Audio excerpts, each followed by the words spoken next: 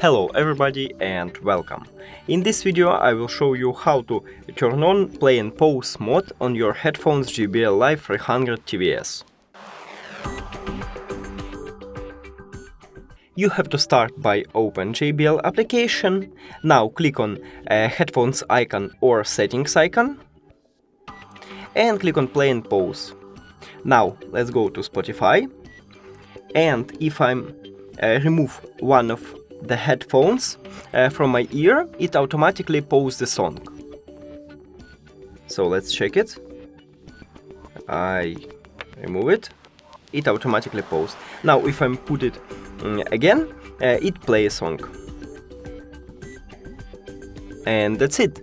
Thank you for watching this video. If you found it helpful, please consider subscribing to the channel and leave the like on the video. It's really important to us.